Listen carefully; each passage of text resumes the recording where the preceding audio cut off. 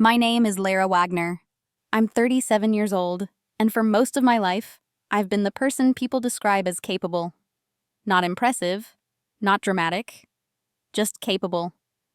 The one who figures things out quietly, handles what needs handling, and doesn't ask to be noticed for it. I work in financial operations. My days are spent inside systems most people never think about. Accounts, transfers, authorizations, timelines. The kinds of things that only matter when something goes wrong.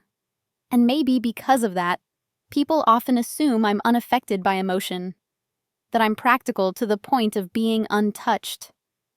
Even in my own family, I was seen as the steady one, the reliable sister, the one who didn't need watching.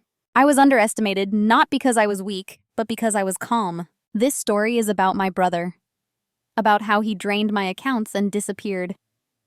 But more importantly, it's about what I learned before and after that moment.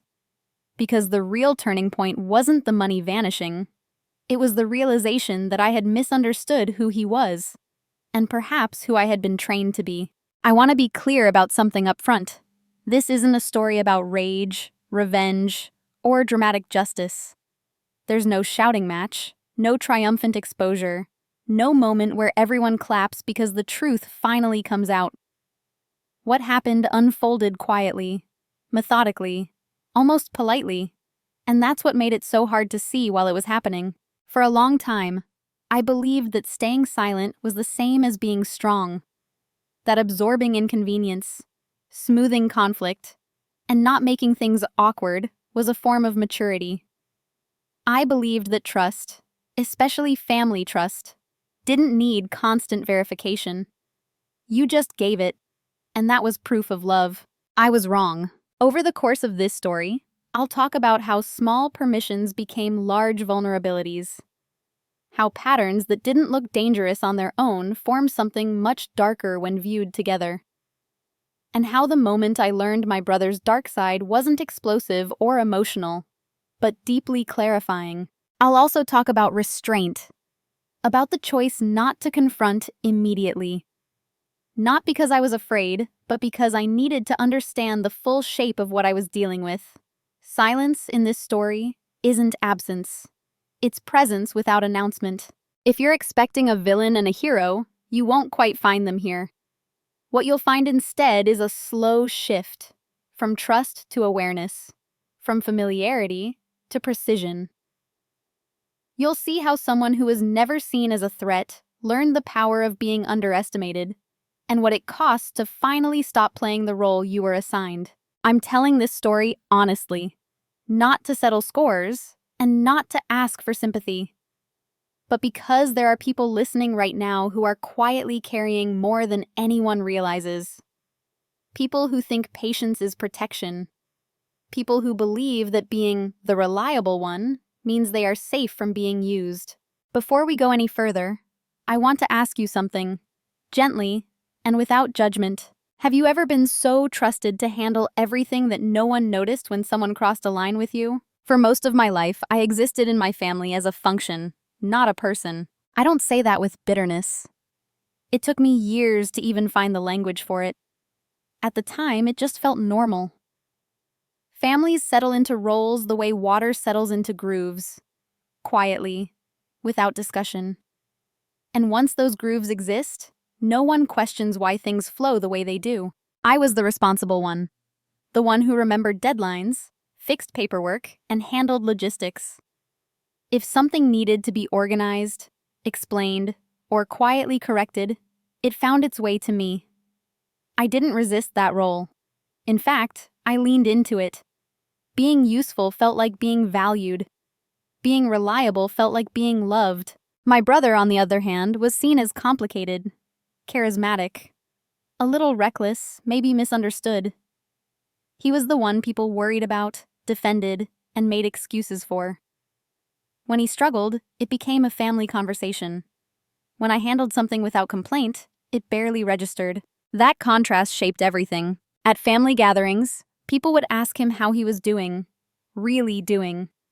With me, the question was always practical. Can you help with this? Do you know how to fix that? Can you explain this form? I became the person others leaned on without ever checking whether I was leaning back. And I told myself I preferred it that way. I wasn't invisible in the dramatic sense. No one ignored me outright. I was respected, even praised, but in a narrow, utilitarian way. I was the smart one, the organized one, the calm one. Labels that sound flattering until you realize they leave no room for vulnerability. Calm people aren't supposed to need help. Organized people aren't supposed to fall apart. So I learned not to. When my brother asked for help, financial help, logistical help, help just for a little while, it felt natural to say yes. I understood systems. I knew how to make things work. And more importantly, I had been trained to believe that stepping in was my role. No one sat me down and told me to sacrifice. It was subtler than that. It was the quiet assumption that I could handle it, that I always would. If I hesitated, someone would say, "You're better at this than anyone." If I raised a concern, it was smoothed over with, "He's family." And because nothing terrible happened immediately, each concession felt harmless, temporary, reasonable. Looking back, I see how carefully my position was defined. I was trusted, but not protected. Included, but not prioritized. Needed, but not guarded. And I accepted that because it fit the story I had about myself. I was the steady one, the anchor, the adult in the room. Adults don't complain, they adjust. What's strange is that I didn't feel resentful during that time. I felt competent, useful, slightly tired maybe, but proud of my endurance. I told myself that being low maintenance was a strength, that not needing reassurance meant I was emotionally mature. I didn't notice that no one was watching my boundaries, because I wasn't watching them either. My brother knew this version of me well. He knew I wouldn't make a scene. He knew I wouldn't embarrass him. He knew I valued harmony more than recognition. And he knew, instinctively, that I would clean up messes before asking who made them. That knowledge didn't appear overnight. It accumulated in the same way my role did. Slowly, reliably. To everyone else, I was the safe one, the dependable one. The person thinks would never really go wrong.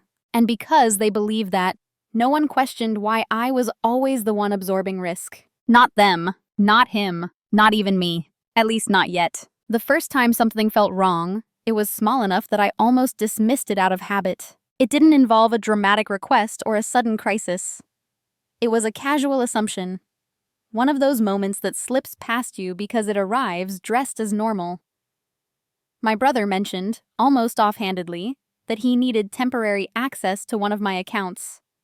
Not ownership, just visibility. He framed it as convenience, a way to move faster while he got back on his feet. I remember the exact phrasing because it was careful. He didn't ask directly. He said, "It would just make things easier if I could see what's coming in and out." Easier for whom wasn't specified. And I filled in the answer without realizing it was a choice. At the time, it felt reasonable. I understood permissions.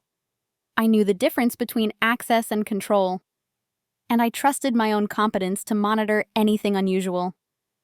More than that, I trusted the history we shared. We'd grown up in the same house, shared the same routines, the same jokes, the same unspoken rules about family loyalty. So I said yes. Nothing bad happened immediately. That was the most convincing part. The account behaved normally. Bills were paid. No alerts. No overdrafts. Life continued exactly as before, which made the moment feel forgettable. If I thought about it at all, I framed it as generosity. Another quiet thing I handled without fuss. But something subtle shifted inside me. Not fear, not suspicion, awareness. I started noticing how often he referenced my finances in conversation. Casual comments. "You're fine this month, right?" Or, "That payment went through already." He never sounded worried, more like informed. And each time there was a tiny pause where I recalibrated, reminding myself that I had given him visibility, that this was normal now. I didn't mention it to anyone else, There was nothing concrete to report. No loss, no damage, just a feeling that the perimeter had moved and I hadn't marked where it used to be. What stood out wasn't what he did. It was how everyone else responded when money came up. If I expressed even mild caution, someone would say, "Lyra knows what she's doing." The statement was meant as reassurance, but it functioned as dismissal. My competence was used to override my discomfort, so I learned to stay quiet again. The first small cut isn't painful. That's why it works. It doesn't bleed enough to alarm anyone. It just teaches the body a new boundary, slightly closer to the center. Looking back, I can see how precisely calibrated that moment was. He didn't take. He tested. He watched how easily I adjusted, how quickly I normalized the change. He learned that I wouldn't dramatize a concern, that I would internalize it instead. And I told myself all the right things. That I was overthinking. That trust was a choice. That family doesn't require constant audits. I framed my silence as maturity, not avoidance. Everyone else forgot that moment entirely.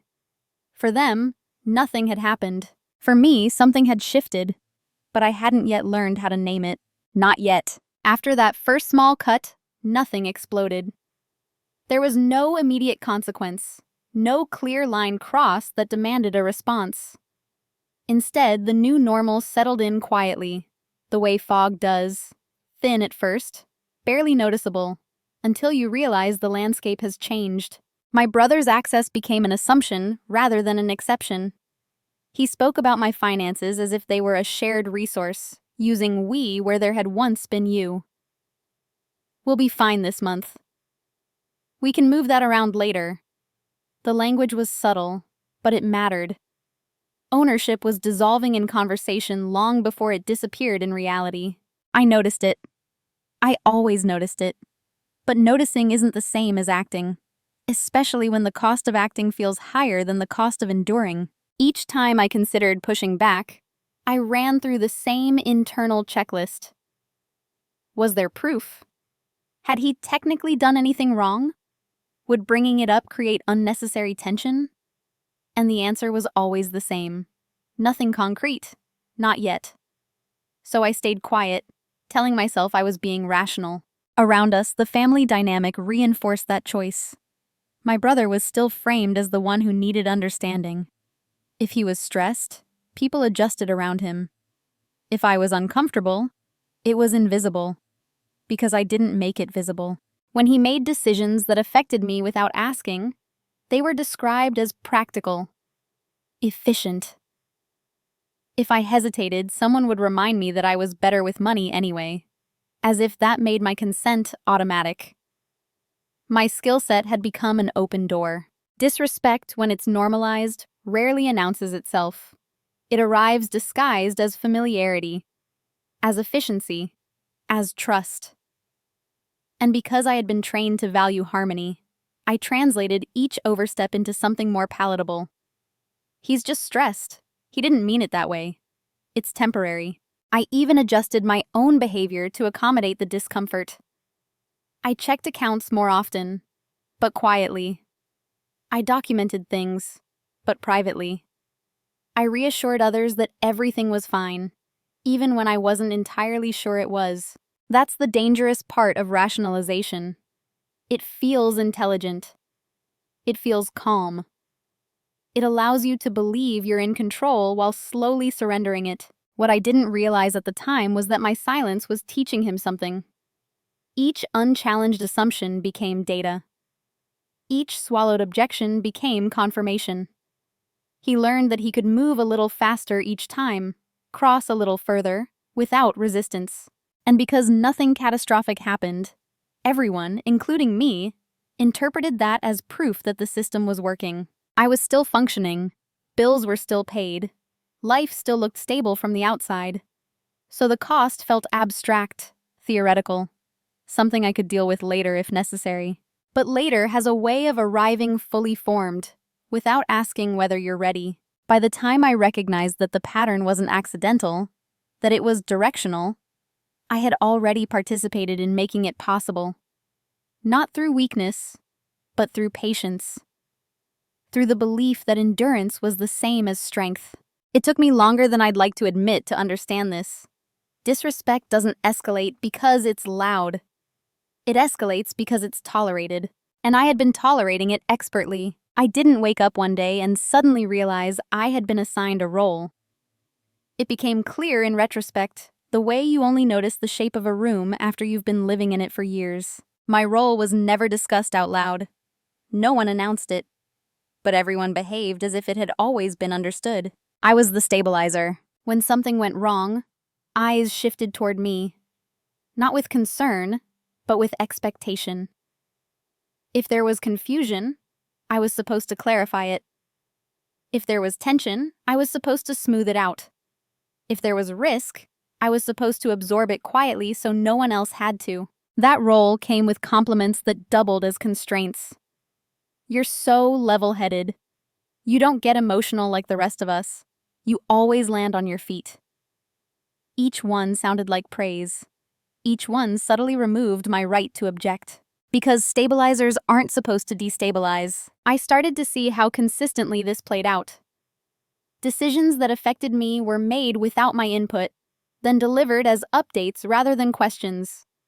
My brother would rearrange plans, move money, shift responsibilities, and the expectation was that I would adapt. Not because he asked, but because I always had. And when I did adapt, it confirmed the role. The system rewarded my compliance with smoothness and the absence of conflict. No one had to sit with discomfort as long as I handled it internally. What struck me wasn't cruelty. It was efficiency. Everyone benefited from my staying where I was. My brother benefited because he could move freely. The rest of the family benefited because they didn't have to choose sides or ask difficult questions. And I benefited in the shallow way people do when they are needed, through approval, through being told I was strong. But strength, I was learning, can be defined in ways that only serve others. I noticed how differently people responded when my brother struggled versus when I did. His problems were externalized. Mine were internalized. If he was overwhelmed, it was treated as a circumstance. If I was overwhelmed, it was treated as a miscalculation on my part. Something I would quietly correct. So I stopped signaling strain altogether. The role required emotional neutrality, reliability without friction, presence without demand. And I performed it well because I had been rehearsing it for years. It became clear that my brother understood this role better than anyone. He didn't need to pressure me. He didn't need to argue. He simply acted, knowing I would adjust around him. The system worked because I was its buffer. What unsettled me wasn't just that this role existed, but that I had accepted it without negotiation. I had mistaken being indispensable for being valued. I had been confused about being trusted and respected. And still, I didn't confront anyone. Not because I was afraid, but because confrontation felt like the wrong tool. The problem wasn't a single action or even a single person. It was a structure.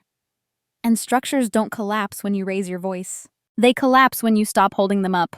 That realization didn't make me angry. It made me attentive. For the first time, I stopped asking how to fix things for everyone else and started observing what would happen if I didn't. The shift didn't happen during an argument. There was no raised voice, no accusation that finally crossed a line. In fact, the day it happened was almost painfully ordinary. I was sitting alone at my kitchen table, early morning light cutting across the surface in neat rectangles. Coffee cooling. Laptop open. I was reviewing transactions the way I always did, methodical, unhurried. This wasn't suspicion. It was routine. The kind of quiet maintenance no one notices until it stops. And then I saw it. A transfer that didn't fit the pattern. Not because it was large. Not because it caused immediate damage. But because it had been routed in a way I would never choose. An unnecessary detour.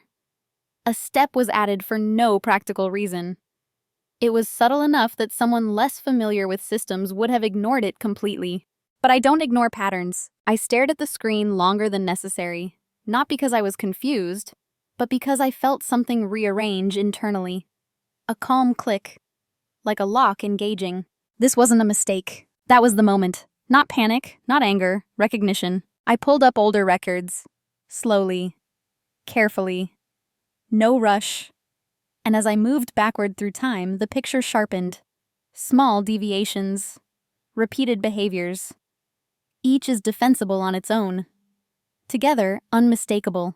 What surprised me wasn't the discovery itself, it was my reaction to it. My heart rate didn't spike. My hands didn't shake. I felt steady, almost relieved. Because for the first time, the discomfort I'd been carrying had a shape. I closed the laptop and sat there for a long time. I didn't call my brother. I didn't text anyone. I didn't confront the evidence. I let it sit, the way you let sediment settle before you judge the water. I needed to know whether this was an anomaly or a direction. That morning, I went about my day exactly as planned. Same meetings, same neutral tone, same helpful presence. Nothing about my behavior signaled that anything had changed, but internally, something had. I realized I had been asking the wrong question all along. I had been asking, is this bad enough to justify a response? What I should have been asking was, what does this reveal about intent? Intent doesn't announce itself loudly, it repeats. That day marked the end of something I hadn't known I was allowed to end. Automatic trust. Not trust as a concept, trust as a reflex. From that point on, nothing moved without being understood first. I didn't feel betrayed yet. Betrayal implies loss. What I felt was clarity. And clarity has a way of stripping emotion down to something usable. I wasn't preparing for confrontation. I was preparing for accuracy. Before that day, my silence had been instinctive. A habit formed over years of smoothing things over, of choosing cohesion over friction without consciously weighing the cost. After that day, silence became something else entirely. It became deliberate. I didn't withdraw. I didn't change my tone. I didn't suddenly become distant or guarded in any visible way. From the outside, I was exactly the same Lyra I had always been. Calm, competent, available. That consistency wasn't accidental. It was camouflage. What changed was the way I listened. I stopped filling in gaps for other people. Stopped correcting assumptions out loud. When my brother spoke about money, about timelines, about plans that involved resources I technically controlled, I let him talk. I noted phrasing. I noted confidence. I noted how often he referenced outcomes rather than processes, as if the middle no longer mattered. Silence gave him room, and in that room he revealed far more than he would have under scrutiny. People often assume silence is weakness because they associate strength with assertion. But silence, when chosen, has weight. It removes the friction that forces others to be careful. It allows patterns to accelerate. And accelerated patterns are easier to see. I documented everything, but not obsessively. Dates, amounts, routes, language. I didn't need a mountain of evidence. I needed a clean line of logic. Something that couldn't be explained away as a misunderstanding or stress. At the same time, I paid attention to myself, to the old impulses, to rescue, to explain, to preempt discomfort. Each time I felt them rise, I let them pass. This wasn't punishment. It was a restraint. I noticed how quickly others mistook my calm for permission. My brother became more relaxed, more expansive. He talked about future plans with an ease that would have unsettled me before. Now, I simply observed. When he made assumptions, I didn't correct them. When he moved quickly, I let him. The irony is that nothing about my silence was passive. It required effort. It required resisting the urge to intervene before things became too much. But I understood something new now. Intervention too early would only reset the pattern. It would teach him to hide better. I wasn't trying to catch him in a moment. I was trying to understand the structure of his behavior. And the more space I gave, the clearer that structure became. Silence wasn't my absence, it was my vantage point. By choosing not to speak, I stopped stabilizing the system. I stopped absorbing shock. And for the first time, the system began to reveal its own weaknesses. I didn't know yet where this would lead. I hadn't decided what I would do with what I was learning. But one thing was certain. I would never again confuse quiet with helpless. While everything on the surface stayed the same, something entirely different was taking shape underneath. No one noticed because no one was looking in my direction anymore. I was still performing my role, efficient, composed, dependable. From the outside, there was no reason to monitor me, and that invisibility gave me time. Time to learn, time to map, time to position myself without resistance. I didn't make sudden moves. I didn't freeze accounts or change access overnight. That would have been obvious. Instead, I studied how the system breathed, when money moved, who initiated it, and how quickly it was expected to resolve.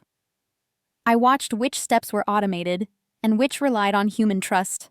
Most people think preparation looks like action. It doesn't. It looks like patience. I went back through months of records, sometimes years, tracing behavior rather than amounts. The same routing preferences, the same timing windows. The same justifications are questioned casually. What emerged wasn't chaos, it was consistency. And consistency is intention, stretched over time. I educated myself quietly on where my knowledge had gaps. Not through dramatic consultations or alarmed questions, but through neutral inquiry. I reread policy language. I refreshed my understanding of authorization hierarchies. I confirmed what could be reversed and what couldn't, and under what conditions. At the same time, I began documenting my own actions with unusual precision. Every approval, every permission, every verbal agreement is followed by a private note. Not because I expected a courtroom, but because clarity demands a record. What no one noticed was that I stopped compensating. I didn't remind my brother about deadlines. I didn't preempt problems he could solve himself. When something was slightly inconvenient, I let it be inconvenient. Not as punishment, but as data. I needed to see how he behaved when friction existed. The answer was telling. He became more impatient, less careful. His language shifted from explanation to assumption. He acted as if outcomes were guaranteed, as if the system would always bend the way it had before, because it always had. The family noticed none of this. To them, everything still looked stable. If anything, my brother seemed more confident, more together.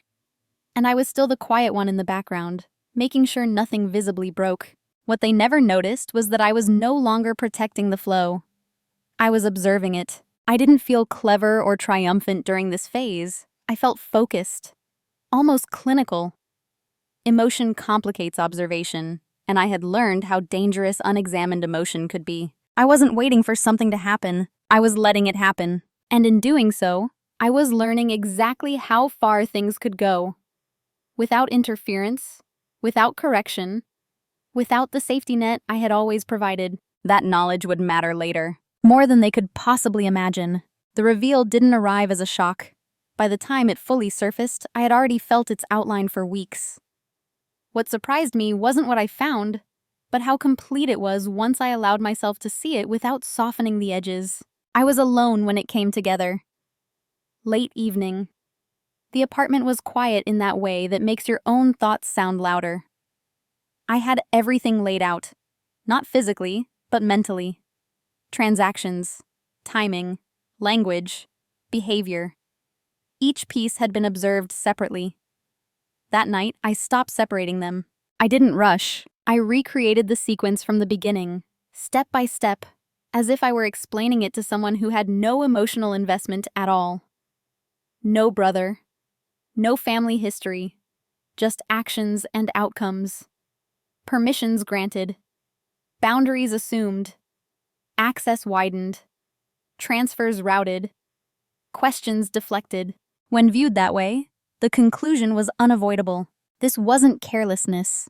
It wasn't desperation. It wasn't a temporary lapse in judgment. It was a strategy. Not sophisticated, not cinematic, but practiced. Rehearsed through small tests, adjusted through feedback. He had learned where I would hesitate, where I would rationalize, where I would stay silent to keep the peace. And he had built his behavior around that knowledge. What I felt in that moment wasn't heartbreak. It was a distance. The version of my brother I had been protecting, defending internally even when no one asked, collapsed under the weight of evidence. In his place was someone far more ordinary and far more dangerous. Someone who understood systems just well enough to exploit them, and people just well enough to believe he wouldn't be challenged. I didn't cry. I didn't feel the urge to confront him immediately. Emotion came later, in quieter ways. What arrived first was clarity, and with it, an unexpected sense of control. Because now I knew exactly what I was dealing with. I also knew something else, just as important. He didn't think I knew. That asymmetry mattered. I reviewed what leverage existed, not as power, but as reality. What could be documented? What could be verified independently? What actions, once taken, would change the situation without requiring anyone else's permission or belief? There was no satisfaction in this process. No sense of victory. Just a narrowing of options. A sharpening of focus. For the first time, I allowed myself to stop asking whether he would change if I spoke up. That question no longer mattered. The only question that remained was what I would do with the information now that I had it, knowing that whatever choice I made would be irreversible. Not because of drama, but because of consequence. I closed my notebook that night without making a decision, but I knew I was done pretending this was a misunderstanding. Some truths don't demand an audience. They demand action. Once something is fully seen, it can't be unseen. That's the quiet pressure that settles in after clarity. Not urgency, but inevitability. I gave myself time. Not to delay, but to choose without illusion. I laid out every option as plainly as I could, stripping emotion from the equation. I could confront my brother directly, demand explanations, force a confession or a denial. That path offered immediacy, but it also offered escape. Room for excuses, apologies, promises that would sound sincere enough to fracture my resolve. I could warn the family, ask for intervention, frame it as a concern rather than an accusation. That path would distribute responsibility, but it would also dilute truth. It would turn facts into opinions, patterns into perspectives. And I knew how quickly certainty dissolves when people are asked to choose between discomfort and denial. I could do nothing. Let the system continue as it was.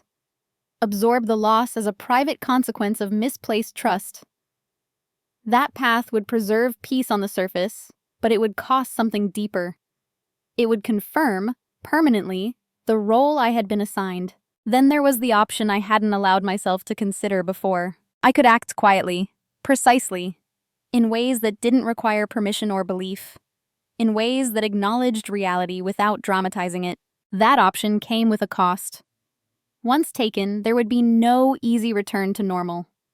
No shared pretense, no comfortable ambiguity. It wouldn't destroy my brother publicly, but it would end his access permanently. And with it, the illusion he depended on. I sat with that weight longer than any of the others. I wasn't choosing punishment. I was choosing alignment between what I knew and how I behaved, between my values and my actions. Silence had carried me this far. Now, accuracy demanded movement. What finally settled it wasn't anger. It was a simple realization. Protecting myself did not require his understanding. I didn't owe him a warning that would only help him adapt. I didn't owe the family a version of events softened enough to be digestible. I owed myself coherence. So I chose the irreversible option, not dramatically, not all at once, but decisively. The moment the decision crystallized, something eased inside me. Not relief, resolve. The kind that doesn't announce itself because it doesn't need reinforcement. I went to sleep that night knowing that when I woke up, nothing would look different to anyone else. But the direction of everything had already changed. The first thing I did was nothing visible. That was intentional. I didn't cut access abruptly.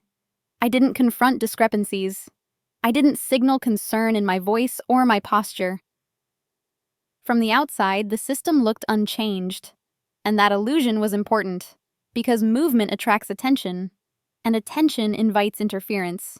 What I began instead was a sequence of small, lawful adjustments, the kind that look like routine maintenance, if anyone ever bothers to notice them at all. I separated accounts, not dramatically, just functionally. I reclassified certain funds, shifted where income landed, and adjusted timing windows. None of it violated trust on paper. None of it required explanation. These were changes any careful person might make after reviewing their finances. And because I had always been careful, it raised no suspicion. I tightened permissions quietly, not revoking access outright, but narrowing it. Read only became delayed. Delayed became partial. Partial became irrelevant. Each step was justified individually. Together, they changed the landscape. I documented everything as I went, not for leverage, but for continuity. I wanted a clean record of intent on my side. Calm, consistent, proportionate. At the same time, I stopped compensating socially. When my brother hinted at timing assumptions, that should clear by Friday. We'll move that later. I didn't correct him or reassure him. I let uncertainty exist, not as a threat, but as reality. The system was no longer bending automatically around his expectations. He noticed something, but not enough to understand it. That's the danger of gradual change.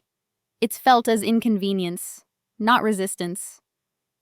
He grew slightly more impatient, asked indirect questions, tested boundaries with casual remarks. I responded neutrally, never lying, never revealing. Behind the scenes, I prepared for the moment when invisibility would end. I confirmed which actions were final once initiated, which safeguards are activated immediately, which channels bypassed internal negotiation altogether. I wasn't looking for escalation. I was ensuring that when the shift became apparent, it would already be complete. There was no rush. I wasn't reacting to him anymore. I was following a plan that existed independently of his behavior. That was new for me. What surprised me most was how little emotional energy it took. Once the decision had been made, everything else felt procedural, almost peaceful, as if my mind had been waiting for alignment all along. By the time the final adjustments were in place, nothing outward had changed, but the system no longer relied on my silence to function, and that meant the consequences, when they came, would emerge on their own. The consequences didn't arrive with a crash. They arrived in confusion. At first, it showed up as irritation in my brother's voice. Small comments that didn't quite land anywhere. That's taking longer than usual. The system must be lagging. He said them casually, as if to himself, as if the problem were temporary and external. I listened. I said nothing. The delays he was experiencing weren't dramatic. Nothing failed outright. But expectations stopped being met. Transfers didn't resolve when he assumed they would. Amounts weren't where he thought they'd be. The ease he had grown accustomed to, movement without resistance, was gone. What struck me was how quickly his confidence eroded once the system stopped adapting to him. He checked in more often. Not directly, never with a clear question. Instead, he circled. Asked about unrelated things. Brought up future plans that depended on money being available. Each comment was a probe, looking for reassurance that things were still under his control. I didn't give it. From my side, everything was stable. Bills were paid, obligations met. There was no crisis to point to, no visible reason for concern, which meant that from the outside, his frustration had nowhere to attach. That's when others started to feel it. Family conversations shifted subtly. Someone mentioned that he seemed stressed again. Someone else suggested he might need support. The narrative was familiar. The difference was that this time there was nothing for me to fix. I stayed quiet. Without my buffering, his pressure had to go somewhere. And instead of being absorbed invisibly, it began to register as friction. Not dramatic enough to alarm anyone, but noticeable enough to unsettle them. He asked me finally if I'd noticed anything off. I told the truth. Calmly. I said things looked normal on my end. And they did. That answer unsettled him more than an accusation would have, because it removed the possibility of shared confusion. If things were normal for me, then whatever he was experiencing belonged to him alone. The system was no longer validating his assumptions. That's the moment consequences truly begin, not when loss occurs, but when entitlement encounters reality and finds no one rushing to cushion the impact. I didn't feel satisfaction watching this unfold. I felt distance, the kind that forms when you stop participating in a dynamic that only worked because you carried more than your share. Nothing irreversible had surfaced yet, but the direction was clear. And for the first time, he was the one adjusting to uncertainty, without understanding why. By the time the panic surfaced, the window to fix anything had already closed. It didn't announce itself loudly. Panic rarely does at first. It crept in as urgency disguised as concern. My brother reached out more directly now, not accusatory, not confrontational, but unsettled. He asked questions that circled the same point from different angles, as if the right phrasing might restore what had already shifted. Did anything change? Are you sure everything's the same as before? Maybe we should review things together. That last one stood out. Reviewing things together had always meant I would explain, adjust, and reassure. It was an invitation back into the old structure, a chance for him to recalibrate once he realized the system no longer moved automatically in his favor. I declined, politely, without justification. Not because I wanted him to panic, but because an explanation would have been a gift. It would have told him where the boundaries now were. And boundaries only work when they don't need to be explained. His tone shifted after that. The calm veneer cracked just enough to reveal urgency underneath. He mentioned obligations, pressures, timelines, not as requests, but as facts, as if stating them would make them my responsibility again. I listened. I didn't intervene. Around him, things started unraveling quietly. Plans stalled. Assumptions failed. The confidence he once moved with gave way to agitation, and because nothing visible had gone wrong, there was no clear target for his frustration. That's when regret appeared, not as accountability, but as nostalgia. He spoke about how things used to work, how smooth everything had been, how reliable I was. Each comment framed stability as something that had been taken from him, rather than something he had exhausted. It was too late to repair the dynamic because repair would have required honesty long before fear entered the conversation. Now, any attempt to fix things was driven by loss, not understanding. I felt something then, not triumph, not vindication, but finality. There is a moment when someone realizes that the door they assumed was always open has closed. Not slammed, not locked with ceremony, just closed. And the realization doesn't come with noise. It comes with disbelief. He tried one last time to restore normalcy through familiarity. A casual message, an inside reference, a reminder of shared history. It might have worked once. It didn't know, because by then, the truth was no longer something I carried alone. It was embedded in the structure itself. And structures once changed, don't argue back. The confrontation, when it finally happened, didn't look like what most people imagine. There was no raised voice, no dramatic reveal, no list of accusations delivered with shaking hands. It happened quietly, in the middle of an ordinary conversation, because by then it didn't need its own stage. My brother asked to meet. Not urgently, just a message suggesting coffee, framed as catching up. I agreed, not because I owed him anything, but because avoidance would have added weight to a moment that didn't deserve it. We sat across from each other in a neutral place, public enough to discourage theatrics, familiar enough to feel safe. He looked tired in a way that wasn't physical. His confidence, once effortless, now required effort to maintain. He spoke first, carefully. He talked around the issue for a while. Work stress, timing problems, things not lining up. He waited for me to fill in the gaps. I didn't. Eventually, he said my name and stopped. That pause carried more than any accusation could have. I told him, calmly, that I was aware of what had been happening. Not everything. Not every detail. Just enough. I didn't show him the documents. I didn't list dates. I didn't need to. I said I had changed how I handled my finances, and that the changes were permanent. That was it. He reacted the way people do when they realize the conversation isn't a negotiation. First confusion, then disbelief, then a brief attempt to reframe. Stress, misunderstanding, timing, familiar defenses, delivered softly. I didn't argue with any of it. I told him I wasn't there to debate intent. I wasn't asking for explanations. I was informing him of a boundary that already existed. Whether he agreed with it or not, it no longer mattered. The absence of anger unsettled him more than anger ever could have.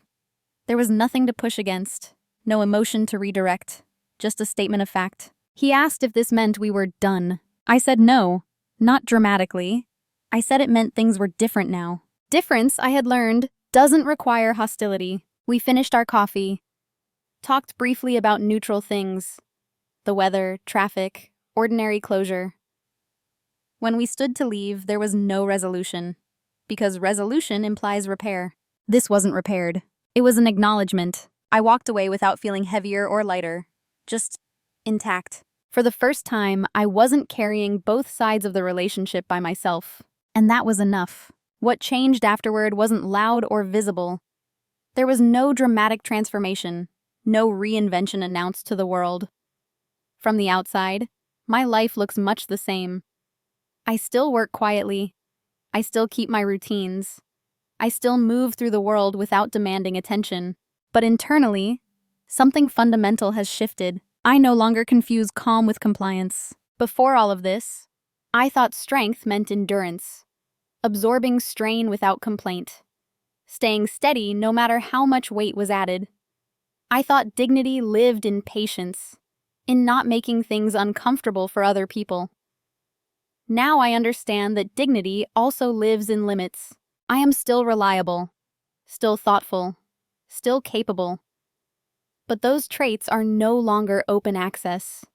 They are choices, offered intentionally rather than assumed automatically. My relationship with my brother exists in a different register now. Cordial, bounded, realistic.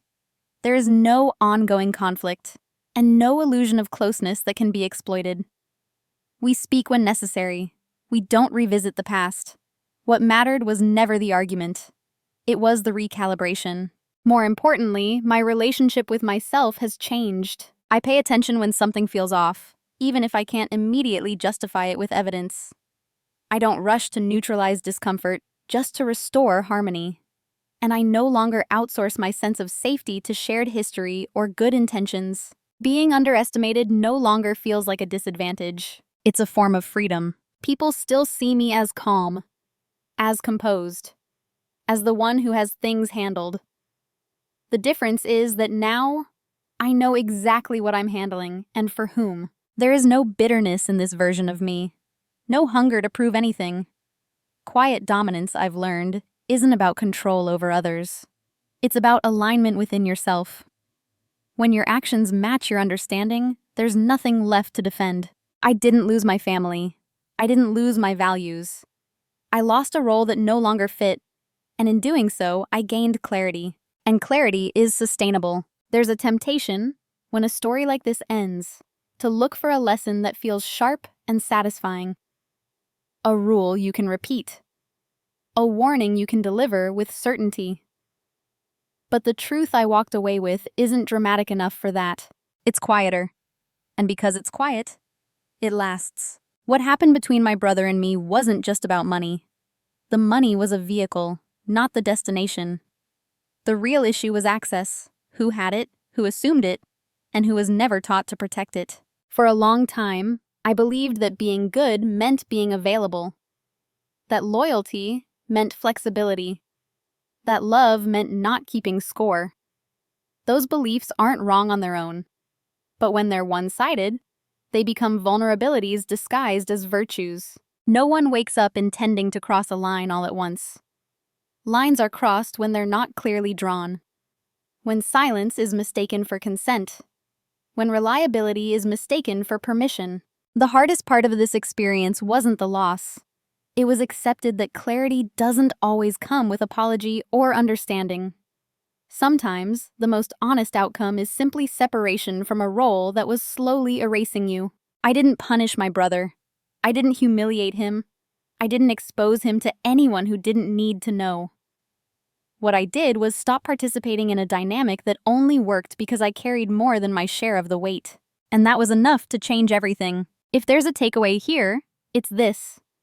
Quiet people are not empty people. Calm does not mean unguarded. And being the one who can handle it doesn't mean you should have to, especially alone. Boundaries don't require anger to be valid. They don't require permission. And they don't require explanation to the people who benefited from their absence. If you're listening to this and recognizing yourself in parts of it, the reliable one, the steady one, the person everyone leans on, this isn't a call to harden yourself or withdraw from the world. It's an invitation to notice. To notice when trust becomes assumption, when generosity becomes expectation, when your silence is doing work you never agreed to do. I didn't become louder after this. I became clearer. And that clarity changed the direction of my life without burning it down. Before I end, I want to ask you something. No right answer, no judgment, just reflection. Have you ever realized that the moment you stopped fixing everything was the moment things finally became honest?